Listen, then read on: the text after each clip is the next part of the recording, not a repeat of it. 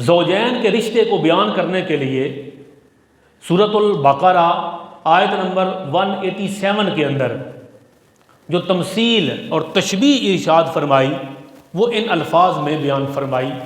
ارشاد ہوا ہن لباس لکم وانتم لباس لہن۔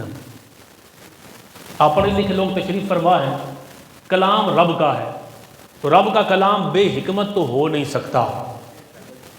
جو مثال کوئی سمجھدار بندہ، کوئی اچھا ٹیچر، کوئی پیارا پیر و مرشد، کوئی سینئر کوئی مثال بیان کرے تو ہم کہتے ہیں کہ یہ مثال یقیناً اہم ہے، اس لیے کہ ہمارے پیر صاحب نے یہ مثال دی تھی، ہمارے فلاں محبوب ٹیچر نے اس مثال سے اس عقدے کو حل کیا۔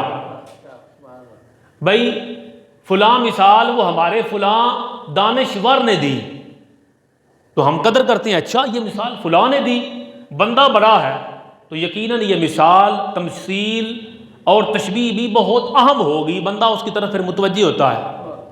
یہ جو تشبیہ ہے، یہ جو تمثیل ہے، یہ خالق لم یزل نے بیان فرمائی۔ کسی بڑے کی تمثیل اگر اہم ہے تو یہ سب سے بڑا ہے، اللہ اکبر، یہ سب سے بڑا ہے جس نے یہ تمثیل ارشاد فرمائی۔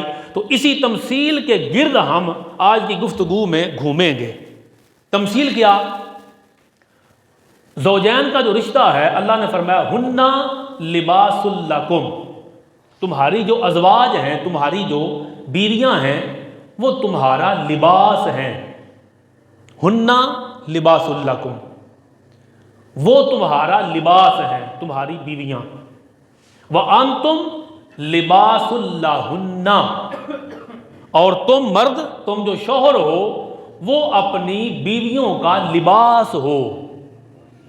دیکھیں کتنا اہم رشتہ، اور اس کے لیے کتنی خوبصورت تمثیل اور کتنی خوبصورت تشبیہ اللہ پاک نے ارشاد فرمائی۔